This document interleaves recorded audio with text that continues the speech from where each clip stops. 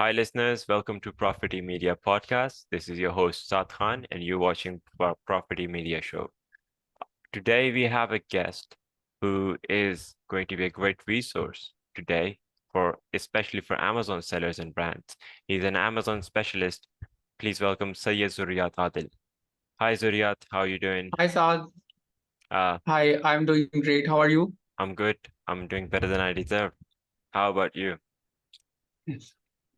Yeah, I'm doing awesome actually. Yeah. All right, perfect. So people here would like to know that who you are, what you do, and what is it that you're doing right now nowadays. So I am Sayyid Zurriyat Adil. I'm basically residing in Dubai, and for the past 4 years I've been in Amazon marketing. But before that I used to do Google Ads, and before that I used to be a content writer. So from content writer to Amazon specialist, this has been my journey. Currently I'm actually helping a brand. I'm head of advertising for Kuiper Ventures. We basically build brands and then scale them upwards. So my role in there is to manage all kind of advertising on all the platforms. So it includes Google, Amazon, Meta, Shopify, TikTok. So basically the whole 9 yards. Hmm. Right. So that's a really impressive skill set out there because, PPC, if you got a whole command of it on like all other mediums, I think you might be the Yep. perfect guy to work with for an e-commerce seller. Yes, I have been helping e-commerce brands, scale, online for past like 7 or 8 years. So basically, I started out with Facebook. It was in 2017, I started with Facebook, and then I gradually moved to Google Ads, and then after a while, before COVID hit, I actually moved to Amazon, and since then, I've been helping Amazon sellers. And currently, what I'm doing is I'm helping Amazon sellers move their products to Shopify and scale them upwards, because there is a certain limit that you hit when you are running on Amazon and Amazon USA, and then after that you have to scale independently, because there are warehouse issues, there are some other issues, there are also the global issues as well. So yeah, that's what I've been focusing on in 2023 through 2025. So yeah. Hmm. Yeah, definitely.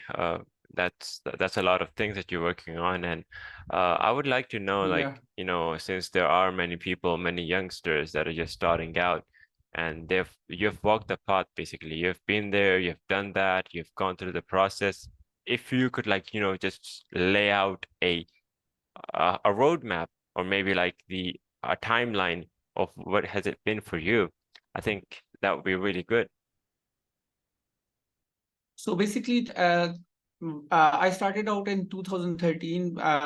The reason I started out was basically I used to be a really good writer. So we used to do a lot of tweets, and basically in back in 2013, 2014, 2015, Twitter was really easy to trend on. So what you would do is, if you got 5 or 10 friends, you could just tweet out something with hashtag, and it would trend on. It was really easy back then. So we used to do that a lot. So I used to be really active on Twitter. So and that's when I got my first job as a content writer. I used to be a technical content writer for a company. Then I moved to What Mobile as a full-time resource for as a content writer. I actually have a review up there as well. The first review What Mobile posted is my review, and you can see me, and that's my voice that is going on there. So that was the start. And then I moved to Dubai Cosmetic Surgery as a writer, and I used to write for them. I used to be a content writer for them, and they saw me tweeting one day, and they asked me like if I can help them do some trending. And then I told them it's not possible to sit from another location to trend in Dubai. And that's when after that conversation evolved into, would you be like to be our next social media manager? And then I started doing meta ads. They are audience based ads. I would explain meta ads as the sponsored display campaigns. It's a very complicated form of that in a very easy terms. So after that, when I I did that for about a year, and then I moved to S&P Global. While working at S&P Global, I started taking independent projects. So I used to be really active on Upwork, and that's when I learned Google Ads, and then all of the social media marketing in really detail, because I used to work with clients and then help them out. So 2018 through 2019 and 2020, I used to be really active on Upwork and help out clients. So from Google Ads, after I moved from S&P Global to another organization where I used to work as a social media strategist. I used to run campaigns for them, both Google and Facebook. And then I saw basically, I had a friend who told me that there is a company in Islamabad that is running Amazon ads, and they basically teach you as well. So I went to them, and they were basically Code Informatics. They hired me as a advertising executive. There I learned from they were actually acting as a second agency for a one bigger agency in USA. So I learned from their ad managers. So it was I worked there for about 2 years actually, and I learned there. And then after a while, I really got, because they used to let me advise for strategies as well as help me do the work and stuff like that. So I really learned from them. And then after that, I was able to get into Incrementum Digital, and there I built my skill set. And then after that, I was able to secure this job. So it has been, if you look at that, it's a very long process. But I can, if you want to cut it short, what I would advise you is to you can start with a course can be a really good start time. It can be a really good foundation for you. But most of the courses that are provided are really outdated.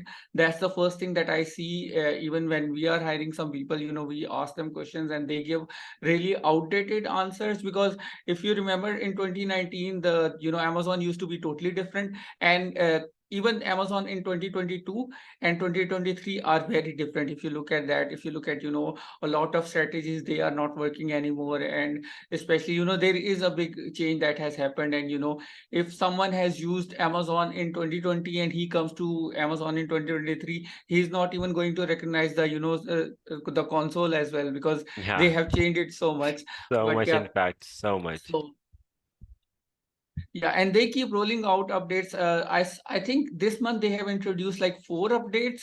So SD video ads, and there have been the rest of search bit is also coming in. It's not coming. I think it will come in next month. So rest of search bidding and stuff like that. So they are constantly evolving everything. So yeah, a lot has changed since then. So the course can be a good foundation, but once you move that course to you need to learn from someone else as well. So my advice to everyone who is learning a course and doing the course is that after you learn it, go do internship in any agency or with anyone, pick a mentor and work with him and learn from him. After at least you should be able to work with for at least one cycle a year, because on Amazon the seasonality has a lot of impact. So you if you start working in January, it is totally different from what the stats are in December. We all know that. And then the February versus March, these two are totally different months. The results you are going to get are totally different. And the next year, February, and next year, this is going to be a very different thing. Especially some clients that I have, I have been working with them for 3 or 4 years, and we look at the stats, and it's a totally different conversation. And you can see when you pan out and you make a graph, or you look at the whole data, then you will realize that a lot has changed. And there is some certain aspects that remain the same, but a lot changes in a year. So you need to be because once you are able to understand everything, because on Prime Day the advertising console X different, the algorithm X different. In during Black Friday, BCFM, that X totally different. And then when you are in a low down period, it X totally different. So these are the things that you need to learn. This is for the guys who are just starting out. So you need to learn how to manage your advertising during those days, because you can lose a lot of spend in that. You will bleed a lot, especially like this year. after the Prime Day, we saw a slowdown of about 4 weeks, and in those 4 weeks, we had to decrease our spend by 50%. So of regular spend, not the Prime Day spend, by the regular spend. So it means that if I had let those advertising run for for like 4 weeks, we would be losing out 50% of our spend, which amounts to, I guess, 20 or $25,000. So we would flat out lose it if I let it be like the same. So, and these are just small things that you don't you won't feel them, but once you have gone through those cycles, you will understand, oh, this is bad period for to run advertising on. This is a slowdown period, this is a ramp up period, and stuff like that. So you need to be really prepared for it, especially for new sellers. This is also a a very good exercise to know, because if you are starting out in Amazon as a seller, now is the time to order inventory for Black Friday. And although it sounds a little early, but it is really the right time, because after that you are going to see a lot of, and we had actually a problem with that as well. But yeah, I'm going to go back to my original point, that if you're starting out in Amazon, what you need to do is you need to learn from a mentor, be under his supervision, because being under someone else's supervision allows you to make some mistakes, because there is someone else to clean up for you. But if you are a all alone person, because I have seen a lot of people who have lied on their resumes and got the higher position job, and got the manager's position. But what happened is that they are fired very quickly, because they make some very basic mistake that they don't know about, and then everything comes crashing down. So instead of doing that, just try to get a job where you can work under someone. I know it kills your ego, especially Pakistanis have a lot of ego, me included. Even I have a very big ego. But it's really good if you can work with someone for just a little bit of time, understand how things are, and understand how you can roll back the changes that you are making, or how to cover your fuck ups, because that's one major thing, to cover a fuck up. Because a lot of times people come out of the courses and they start doing their work, and they don't know how to cover those challenges, and how to. And also one major important thing for anyone who has done internship, especially around Pakistan, and uh, uh, in Asia, is that I think it's good if you do a communication course as well. I'm not saying your English is bad. I'm saying a communication course, because you can be the best English speaker in the world, but the sales channel, and there is a thing where you need to uh, get the point across. That's a whole different language that you need to speak. And then there is a corporate language that you need to use in your emails. So that's another thing that you need to learn. And all of this is covered in communication, where because I learned this when I used to work with I have, like I told you about S&P Global. So that's a Fortune 500 company. So there we used to, have, we are actually taught how to talk to, other people, and how to talk to C-level executives, and how to cover some things, and how to deliver something, in a way that is not, offensive to other people, because you can be saying a very simple thing, but it comes across as very offensive. So it's a very important, it's actually even more important to have a good communication skill than actually having a skill, because communication caters for 70% of it. So yeah, if you can speak, and if you can get your point across, it is going to help you in a long way. So yeah, get those two things down, that get be under in mentorship of any person. You will learn a lot from them, and they will learn a lot from you. A lot of times I learn from people who are working under me, or people who who are just doing normal postings, or even people who are just learning. And I see them, because a fresh mind is always a good one, because they find their own way, and they have a very other view of some things that we are so used to see. So yeah. Yeah, definitely. I do love the point about communication. To be honest, um, I think I'm not the sharpest tack when it comes to PPC. I'm still learning. Yeah, I've been working with some guys with Impact Wolves. I mean, I had my internship over there. It was really, I think those were the most valuable 3 months. I think it really did set me up. I wish I could have spent longer. I still do, and I Yeah, still I do wish. understand.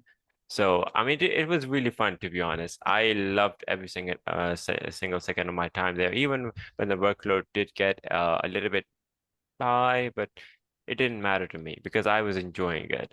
So I think if you Yeah. would like to talk about how to like audit accounts. So it all, to be very honest, you were very right about, the market and other things. But usually, what I have learned from my experience is that you need to first learn the client. So why I say that, because there are some clients who want to, build a brand, and they have been doing it for, long term, and they want to, sustain that brand, and that brand is their baby. And those are the best people to work with. After that comes the person who wants to just flip their account. So their strategy usually is to, get as much as numbers on the, Excel sheet as possible. So what they usually do is they will tell you, just get the sales up as much as you can. I don't care about the stocks, I don't care about anything else, just get me a lot of sales. So that's the second type of person who wants to flip the account. And third person is the one who just doesn't want to spend anything. I'm talking totally as an advertiser. So he doesn't want to spend anything, he just wants to, maximize the profitability without, doing anything. So these three type of people. And then there is a fourth one, who just is just trying to get as much audit done as many people from, possible. He just wants to do it himself. So these are four type of people that you are going to come across. And that's the more important thing, that you first study the client, that what does he want. Does he want to build a brand, or does he just want to flip it in a year, or 6 months? What is he trying to get actually? So in such scenarios, what you are going to do is you are going to look at the product quality. That's the first thing that I look at as a product quality. It's very easy to check. First of all, what you do is you look into their listing, and then you look into their reviews. You will get to know, if the product is of quality or not. In case they have very, zero reviews or stuff like that, what you can do is you can check out, how much they are spending on. Not look at how much they are spending on other things, just look at the quality of the product through images and stuff like that. So that will give you a good idea. Also, then you can look into the category and your direct competitors. That gives you an idea of, how the product, for example, let me give you an example. In German market, I had a client that wanted to, he basically so the LED light strips, I actually have that somewhere. The LED light strips. So he had listed those, but at the same time when he was listing them, he wanted to save like 50 cents on every unit. And instead of getting the ones with Android, he got it, the one that go with remote. So now the problem was, he was trying to sell those, as because there was just 50-cent difference in them. So he was trying to sell it at the price point of the ones with Android. So now the problem with Android, or iOS application, one is that if I see it in the market where I can get the one that has Android application, so that I can, just use my phone and, turn it on, turn it off. And then there is another one that where I have to, look for the remote and turn it off and turn it on. So, although the product quality was the same, because they were essentially the same products, but there was just tiny one little bit of, it's just 50 cent different. Or maybe I think, if maybe it would be a 10 cent different at that time when you are going to a supplier, or maybe a five, a very small difference. But it actually played a huge role when you go into a market and you try to sell those. And I also saw that when I was actually working for a company, and we were trying to sell bowls. So dog bowls, about them, in which the your pet eats. So there are, some simple pet bowls where some are wooden, and there are new ones that are automatic. So if you are a owner who goes to office, and he's just trying to eat out of, he just wants to his pet to eat. And I have an option that I can buy with an automatic timer. And then there is a one simple one that is a good quality wooden, and then there is a low quality wooden.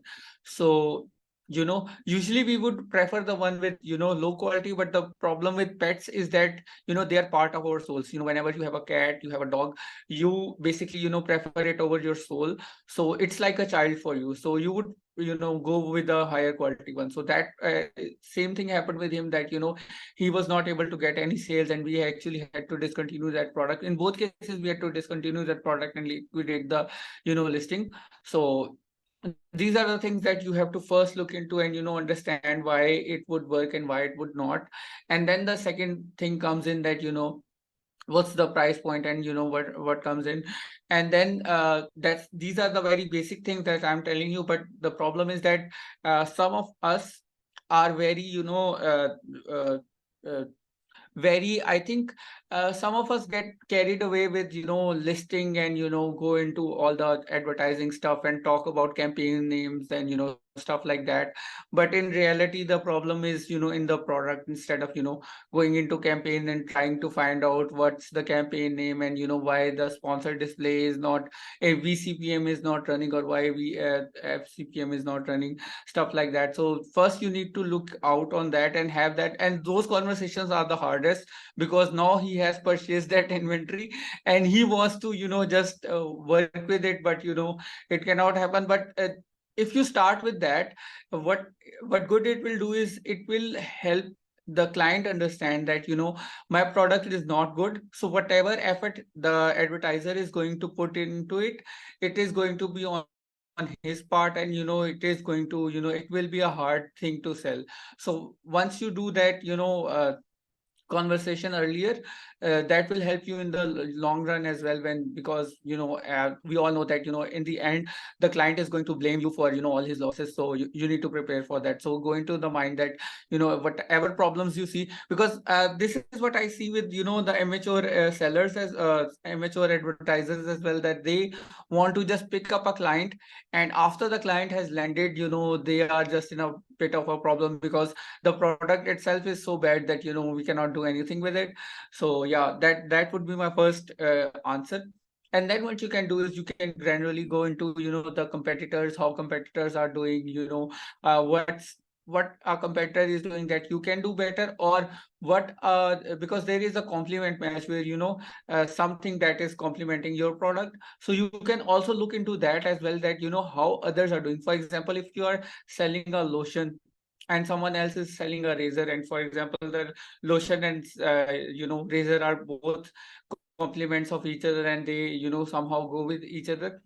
If you are not getting any new ideas from the lotion market, you can also look at the razor market and see what new things they are doing in their listing or in their videos. And then you can import that idea into your market. And because they, when a person is going to buy a razor, he is going to buy that lotion as well. So these two these are going to work for you as well. So these are basically frequently brought together. That's what I'm trying to say. I was actually forgetting the name. So yeah, that's the second thing that you need to look into. And then the third thing is you go into the listing and you try to find out what they have been doing wrong. And there is another thing with that. Like in the start, I told you about the slowdown period, and then I told you about the ramp up period, and then I told you about the good sales period. And what happens is that a same keyword that has been performing really good in prime day or ramp up period will stop working after the the main prime day, or after the slowdown period. In during slowdown period, that keyword might stop working at all. Like it would not give you any results. And if you go to the client and tell him that this is the keyword that is not working, because you were auditing that client during that ramp down period, so you thought maybe it has 20 clicks and no sales, so that is a bad keyword.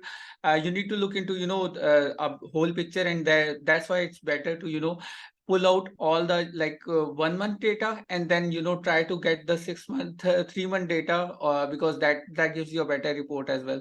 The and Of course it's not possible to get the 6 month or a year data, because it's Amazon.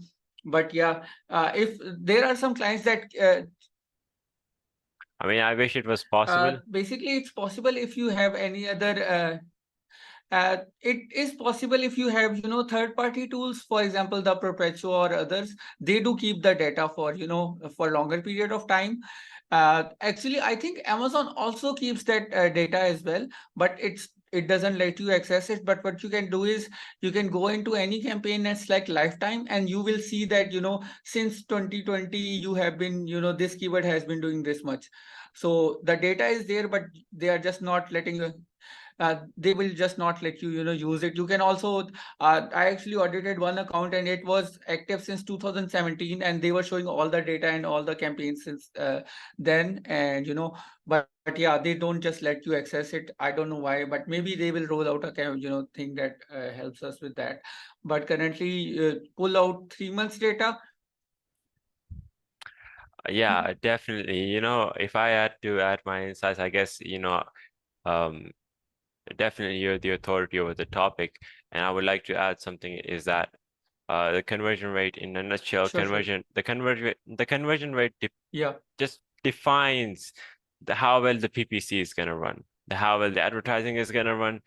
Nothing else matters. I actually refused a client, yep, I think like 6 months ago, just because his listing wasn't good.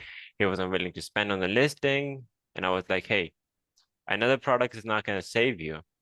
You need to work on the listing. You need to make it yep, better because you already are selling the same thing as everyone else, and you're not willing to, like, improve the product. You're not willing to create a brand out of it. Then the least thing that you could do is that, like, improve the listing, so at least the ACOS of the whole account is it's manageable, right? And that's like the third type of guy that you just defined.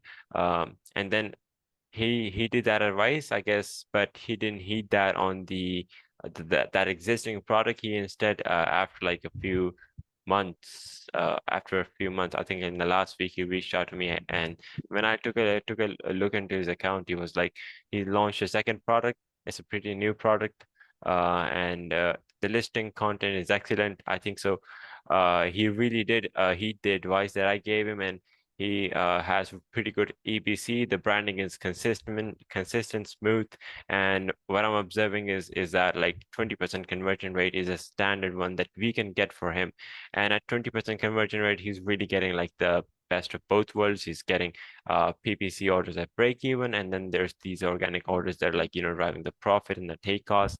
So that was the reason that I said, hey, if you hadn't optimized this listing to the max, I wouldn't have like worked on your account, because I know for a fact my efforts as a PPC manager are futile is if your product sucks. That's the thing.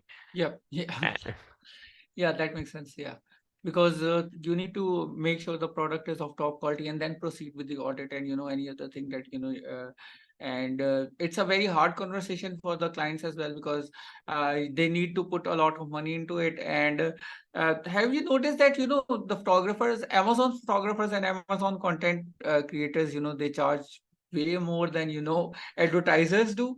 I have a feeling that they have been ripping off people more than us.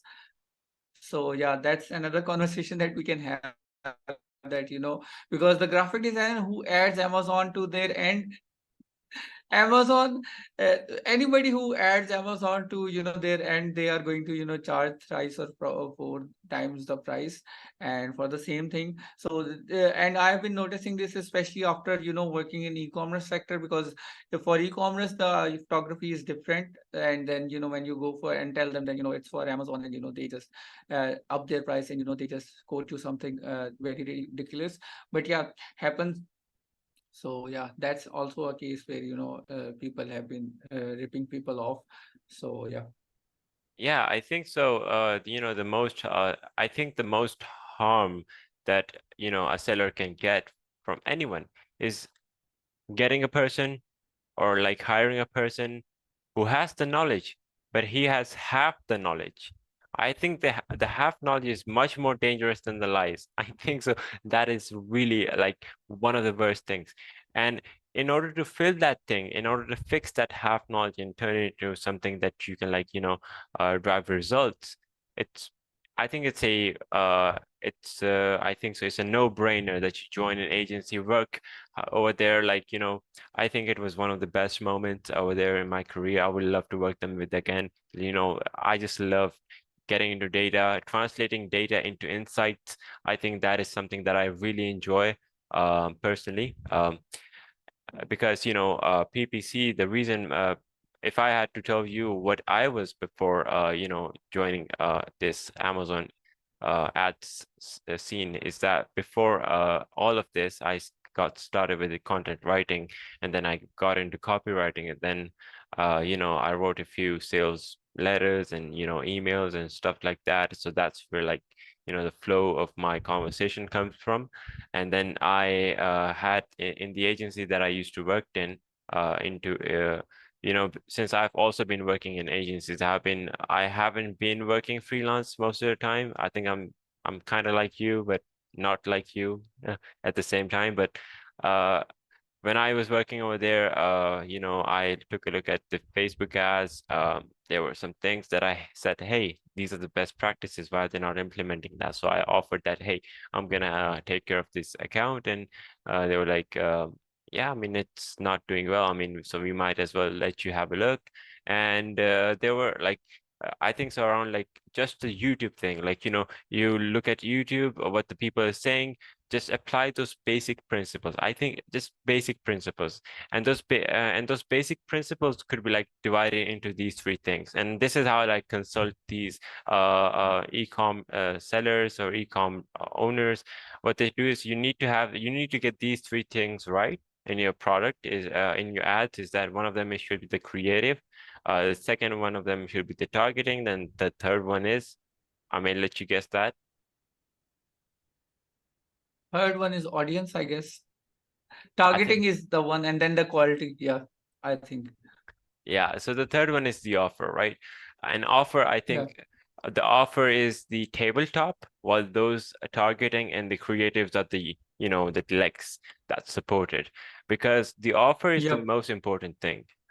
I mean, Yep. I could be running a cringy creative, but if I have a really good offer that people really do find interesting, let's say I have these HyperX headphones, right? They're normally retail in Pakistan for like 7,000-8,000 rupees. If I just got my hands on these exact genuine headphones for half the price, and I just threw up in creative, and let's assume that I had the authority, I had the credibility, the creatives are really bad, but the offer is good. The ad was gonna perform. But there is an flip side to it as well. Yeah, If you have a really good creative, a really good video uh, of those headphones, and that video, just says 15% more price than the, normal one, I'm pretty sure people are going to buy it because the video is so good. Because uh, have you obviously you have seen the, Apple's presentation, yeah. and then you have seen the Samsung's presentation. So after looking at Apple's presentation, 95% of the times, like I watch their, shows all the time, and 95% of the time I have to tell myself that no, I don't want to buy an iPhone. No, I don't. I actually have to tell myself. But when you look at, Samsung's videos, you are like, okay, yeah, just makes sense. Yeah. But the Apple, because they do it, so they execute it so, in a fine manner, and especially for Meta and for TikTok, the creative, speaks a lot. Because uh if your video or your creative is getting them into a mindset of buying, and they get that, urge. Because, a lot of people buy, uh, like, some people buy off reasoning, but most of the people buy because of the urge. And And the if you can emotions. create that urge through the video, so that is going to, work a lot for you. But yeah, you are right that, if you have a really good offer, so, you will sell stuff. But if you have a really good video, you will sell stuff. But in both cases, you have to have a really good quality product, Hmm. and you need to target the right audience as well. Yeah, that's Hmm. the most important one as well. That's the most important. I think, ideally you should have all these three things figured out. Yeah. That's the thing. If you have a really good creative but a shit product, they're gonna buy once, but they're not gonna buy again. That's one thing. Yeah, yeah, then that's a great point, to be very honest. Yeah, that makes a lot of sense. Yeah, you have to have a great product, and then you need to build your marketing around it, and then you can go ahead with that. Yeah, that makes a lot of sense. Yeah. All right. So you said that you started with, sorry to cut you. So you said you started with the Meta ad. So how was that experience versus now that you are on Amazon ads? How was that? What's the difference that you have found out? So I'm just going to, state my brief experience that I had with Meta ads. So the first thing was like, I had to check the targeting because, the campaigns that were running that they weren't like, they just had too much spend and there wasn't even one purchase that was being tracked, at least to my knowledge, because when I saw in the DMs, there were a lot of sales happening, but through the campaigns, there were no sales happening. Like there were no sales showing up in the console. Basically, if I have to tell you, it was a brand that used to sell workwear gear for like companies. So companies had to DM them and get the size specifications right and the quantity right, and they were making and advertising those packages. So there was this one thing is that the tracking that they set up was really complex. Like on the website, the pixel was like there was not one pixel like yeah, there was a conversion pixel, right? And then you create a new pixel and then you uh name it the conversion pixel, but it does not act just exactly the way that this original conversion pixel is configured to act, right? So this pixel, then this pixel, 4 or 5 pixels on one page. So I guess there were some issues with the tracking, and so that was one thing. And then there was the another thing is that the audience or the targeting was good on paper, but when I went into the audience insights, it was a UK workwear brand. When I went to the audience insights, I found to my surprise that the 50% of the ad budget was being spent on people that were living in uh, Pakistan, not Pakistan, India and Bangladesh. So then I tried finding out more. What is it that's really happening here? Turns out that they uh, bought likes for their page, and then they were targeting the same people. Like they made it, they, Oh yeah, yeah, they audience. Yeah, made an yeah, makes sense. audience. They were targeting the audience based on the Yeah, yeah. based on. People who have liked the page, and then the people who So there yeah, was yeah, that. yeah. That And happens a when I lot. was, Yeah. it was my first time, right? So I was like, okay, people said, okay, lookalike audiences, this and that, they're really good. And then I figured out, okay, lookalike audiences aren't going to work if I'm just going to be targeting these irrelevant people. So then I let them know that. And then, we worked on to like fix those issues, and they did massively help, even though there were some dips along the way. But in the end, the result did come out to be net positive. So that was my first experience with Facebook ads, complete beginner. It was just that I had those marketing principles and the copywriting principles that were with me on the way. And using those principles, I mean, I was able to navigate my way through this world of Facebook ads. And yeah, basically that was basically the story. Um, so Yeah, that if I makes have sense. to Yeah. like, if I have to like summarize this, I think the most important thing in advertising is understanding each and every single principle to its intimate details, to its intimate workings. Because Yeah, like yeah, yeah. That makes sense. Yeah, that's if I have to important. tell, Yeah. yeah, there's going to be a new placement tomorrow, it's going to be profitable, but some while later that placement is not going to be profitable. I don't I don't necessarily call it a principle, but I don't necessarily call it a gimmick either, because it's a feature, right, that is designed to help.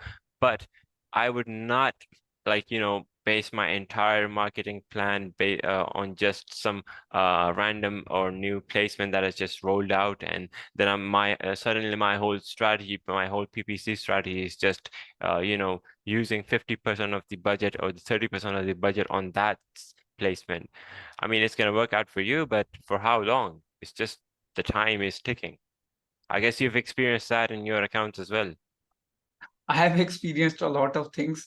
Actually, your word actually, your story actually reminded me of something that happened in 2022. Yeah, it was in 2022 in, I guess, in start of 2022. Yeah, it was in start of 2022. What happened was I got a call from a very reputable mentor, but he is actually mentor in Facebook ads. He actually teaches Facebook ads, and I'm not making this up. He actually teaches Facebook ads, and he actually got a project with a company that was actually doing.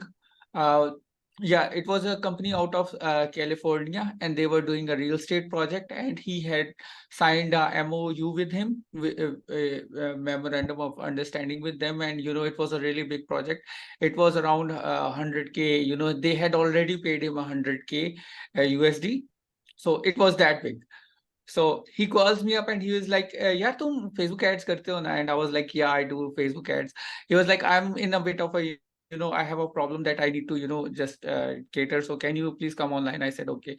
So he was having a problem where his pages were not aligning with, he had four different Facebook IDs, and they were not he was not able to basically merge his page from one business, from one meta business into another meta business. And we spent around 4 hours with him online.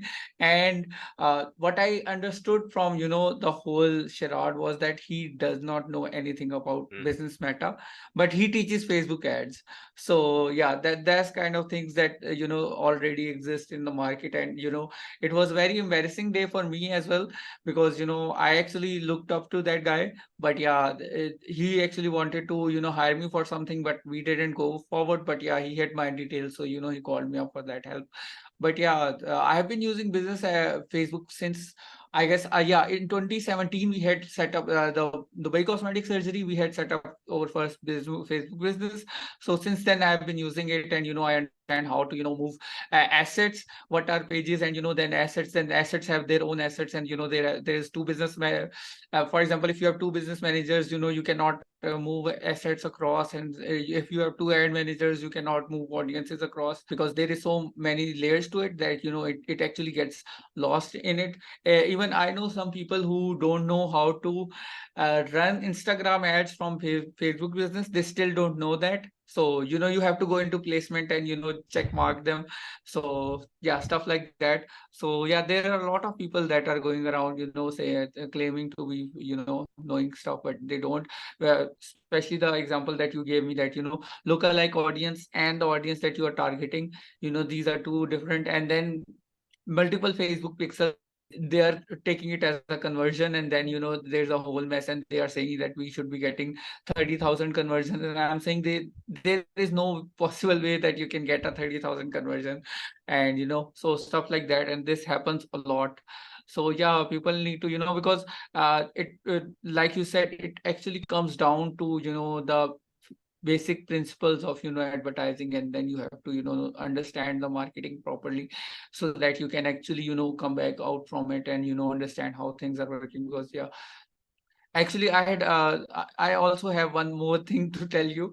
I had a friend who told me that he can be a really good Amazon advertising expert. And I said, how? He said, I will target the audience that has already visited the page. Uh, he's basically a meta advertiser. And I said, okay, and what are you going to do? He said, I will target the cities in Amazon advertising console, the ones which have higher sales. And it took me 20 minutes to tell him that there is no targeting in Amazon advertising. For sponsor products, there is none. And especially the city targeting, there is none. Unless you go into, DSP. And even inside DSP, it's very hard to target the cities. So yeah, Amazon advertising is totally Yeah, different. It's a it's whole beast totally of its different. own. I will agree on this 100%. When I was getting into Amazon advertising, so my introduction to Amazon was something of like this. Um, I was doing copywriting, right? So there was a friend of mine who was launching a product. So he said, "Hey, can you please write a copy from my listing?" I was like, "Okay, sure, why not?" Uh, and then we agreed. And that was like my first time. my first time writing an Amazon listing, so it took me a while, more than I would like to dedicate, but I was glad that I did Yeah. because it just really because when you're doing something for the first time, you do stumble a little bit. So after a couple of revisions, we had that copy thing figured out, and we launched the brand. And now I was like, okay, I'm interested in PPC. What is Amazon PPC? I was like, that person I physically like interact with him often. So I went to his office and I was like, he was like, I'm learning Amazon ads, and I was like, hey, this is the same thing as Facebook's ads, right? And he's like, no, it's not. And I was like, no, it is. And he was like, no, it's not. So then when he launched the brand, so I was like, okay, I'm gonna start like observing what is Amazon advertising, and then I found out it's much more like Google ads. It's much more like search ads rather than the audience Yep. based ads. It was more of a CPC platform rather than a CPM platform, which Facebook is, in my opinion. That's what I think. And in my limited knowledge of business manager, I still am a noob. And, just the thing that you mentioned, I still can't do them. So yeah, so that's the thing. It was just that. Yeah. No, it's fine. It's fine. Basically, the problem with Facebook Business Manager is that it's so complex that uh, how I learned was I basically set up a blog for myself. So I set up a blog. I bought a domain, and then I set up a blog. That was back in 2018 or 2019. And then what I did was I started testing things on my own, because when you are working with a client, the client has very specific targets for you. For example, if you are running with a e-commerce brand, they're going to say, okay, we want to sell this product, this is the creative, you are going to sell this, and this is the budget. And that's what you are going to do. You are even if you are even if you have nothing else to do, you still can't go out of those things. And when you versus when you have your own blog, you can just go and change the pixel few times, you can run the ad. Even currently, I had a post up on my LinkedIn where I talked about the awareness is very, it's I actually said it's a scam, which actually made a lot of people mad. And the reason I said it's a scam is because I personally ran an ad for SZ Adil. I ran it for on Reels, and then I ran the same for engagement, and then I compared the results, because it's my own brand, so I can do whatever I want to do it. So yeah, that kind of a thing. This is only possible if you do it on your own brand, or if you do it on your own things. So that actually helps you. But if you have somebody else's brand, it's kind of becomes a hassle to test things out, because they are going to say, okay, why are you doing this, or you please don't do this, or even if you try to, for example, the company that I work for, I guess I worked for them for 2 years. They were not very happy when we tried to, set up tracking, because what was happening was they had a very complex website. It used to, all the payments used to come through that, and it was a basically a software as a service website. So what used to happen was, every change that you make, you need to, approve it from there was an IT department, and then the IT department would, further it. So I So see yeah. you've suffered the bureaucracy in corporate sector. Yeah, yeah, I have yeah, I have gone through it a lot of times. So yeah, I know a thing or two about that. So that's why, that is going to, and that's why we were never able to set it up properly, because every time we would talk about it, they would say, okay, just do the client work instead of, setting it up for, your own website. So because as a SaaS, we used to take ads from clients and then, run ads. So they used to, just get annoyed at it and stuff like that. But when you are running your own website, and especially for your profitability media, when you are going to set it up properly, you are Yep. going to, you will be able to test everything out and anything out, and, just go nuts with it, or Yeah, do anything with definitely. it. And that's I'm where you actually going. learn the most, instead of, I'm actually going to like, test a lot of things I have in my mind. I mean, there are a couple of hypotheses, and if I could spend money and test them, the worst I can do is I get no yeah, response. I mean, I'm not gonna like, ruin my business. I mean, that's not gonna happen anytime soon. But as being a PPC manager, I think I'm gonna have to let everyone know the reason why I like switched from copywriting to like ads in general. The reason was that when I was like doing copywriting, I wasn't working with international clients, to be honest. I was very young, so I couldn't work on international platforms. So that's one thing.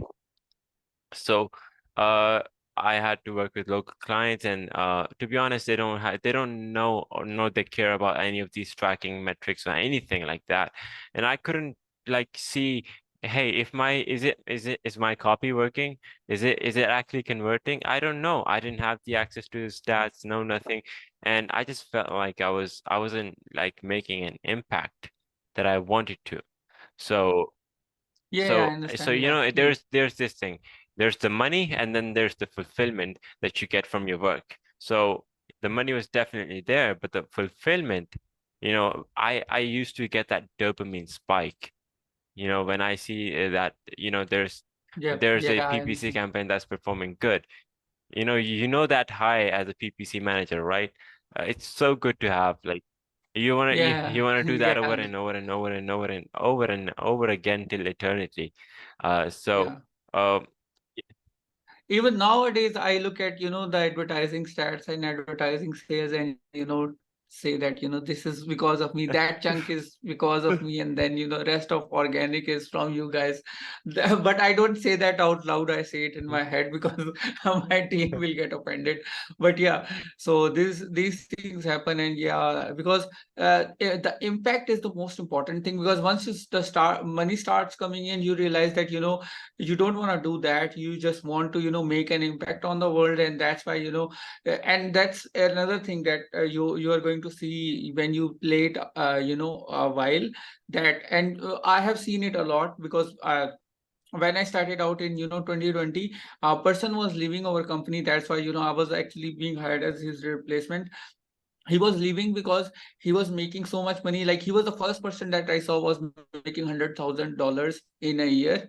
That was the first guy that I saw, and he left advertising after that. After making $100,000 in a year, he scaled down from $100,000 to, I guess, $40,000 a year or $50,000 a year. And his reason is he doesn't get fulfillment. So instead, he moved into filmmaking, and he's now making films. And he's actually happier, and he's studying filmmaking. And that's the thing that you are going to see in the life, that once people start getting to realize that money is not the important thing. I know a lot of people say that, I make fun of them that paisa sab kuch nahi hota and stuff like that. But it's true that once you start making money, you realize that I'm not getting, like, I know that after 30 days I'm gonna be paid, but it's hmm, better if I do this and get paid instead of doing yeah. that and getting paid. So yeah, that's another part of life. I have seen a lot of people leave Amazon as well, because they start getting money and then they realize, okay, this is not what they want to do. So some of them actually went back to writing. I had a friend who went back to writing. I had a friend who he went back to banking. Mhm. That's the weirdest part. The most boring job in the world, he went back to that, because it's what he So likes to do. So yeah, a lot of things happen once you start making good money. And that's important, because once you realize that that's what I want to do, and then do it, you will be feel happy. And that's where you mhm. should be. So we are Yeah. not going to judge your friend who chose banking or Amazon. Uh, but yes, there's one more question that I have for you, and I think this is going to be tuned especially to the people that want to work in international companies. How did you land your role in Incrementum Digital? So basically, what happened was, so it was a basically, for me the process was very different. So the way it was different was because first, when I worked for that agency that I was talking about, the second agency that I worked for, in the code informatics, after a while I started understanding that there is still, because we had to communicate with that ad manager, and that ad manager used to communicate with the client. And then it was a whole chain of process that used to go around, and it used to make uh, you know s- uh, optimizations very hard, and everything, because in advertising we need to make changes quickly, rather quickly. So I started feeling that I want to learn more advertising, but I want to be able to make impact better, in a better way, and be able to communicate with the clients directly, and it was not possible in that second agency. So I started looking for other agencies, and while I was looking for other agencies, i I came across a post from Leran. So what happened was, I was actually going to shut my laptop off, and I saw Leran's post, and the headline that you have in LinkedIn. So it had written hiring, and I remember it like yesterday. So I closed the laptop and I went to the washroom, and while brushing my teeth, I was still thinking about that I saw a post. I only knew that there was a name Leran, and I remember that headline was hiring. So, and back then, Incrementum was in 2021, in September of 2021, Incrementum wasn't that, not many people knew about it. So what I did was, I came back, and then I opened my laptop again, and then started searching for it, and then I couldn't find it because the feed refreshes. So I searched Leron, and started scrolling down, and then I found Leron, and then I saw incrementumdigital.com. I went to the website, and then I still couldn't find any place, because this is the new website that they have put up, but there used to be an old website. And what I did was, I found out their contact details, the email, and then I sent him an email. And in 15 minutes, he replied back. Liran himself replied back, and he was very impressed with my resume. And because by that time, I had already done 10 advertising certifications that I have mentioned in my resume. So basically, it was part of, for me, the doing the 10 advertising certifications was because I started enjoying it so much that I actually made a conscious decision of doing advertising as my career. So I basically made up of a 5-year goal for myself to go from there to there, and then I set up everything, and then did all the advertising certifications. I actually still want to do about 20 more. I currently have Oh, 14 actually. mashallah, So, that is great. but yeah, it get thank you. Thank you. I kind of like loathe getting these certifications. You're the exact opposite. Yeah, yeah, it's a hectic process, but I personally enjoy it. So because that is the kind of education that I want. So even to tell you the truth, I'm actually in the last part of doing the technical SEO certification from UC Davis, so University of California Davis. So I think their course is on Coursera, or yeah, on Coursera I'm doing it. So it's a technical SEO course, and I basically like the marketing, the whole everything about marketing. So Liran was very happy with me, and we set up a call with Mansoor, and then Mansoor took my interview, and then he referred me to Brian, and then I talked to Brian, and then I was hired, and yeah, it was end of year, so it was the 3 months went by very Mhm. quickly. And then from January I started properly to doing advertising for them, and kind of had to leave early because I spent like 10 or 12 months there. But yeah, it was a really great experience, and I really loved the culture there. Back then, they may uh, I forgot the, yeah, Kate Bray used to head the meetings. So every weekly meetings that you used to have, it was very good. And it was, I guess, monthly meeting that we used to have. And now it's being managed by Mhm. the subordinates. But yeah, it's a really great company, and you get to learn a lot. Especially I learned a lot from my managers, and I used to be in team main. So yeah, it was a really great experience. And yeah, if someone else wants to join it, I think the best way is to get mentorship from someone. After 6 months, or I guess after a year, you can apply as an analyst. And after becoming an analyst there, you can work your way up to senior advertising manager as well, and also become a team lead as well. So it's a really great company with really great, because they let you do, and they let you exercise everything. So whatever you think, or whatever strategy you can come up, you can actually apply it. But it's really important that you have done your communication skills as well. Yeah, that's actually more important than doing the skill set part. So keep that in mind. whenever you are applying anywhere. There are a lot of other agencies as well. There is one agency that I personally like more than that is AMZ Pathfinder. AMZ Pathfinder and Incrementum Digital, we were kind of, they both presented me with offers at the same time, but I joined Incrementum.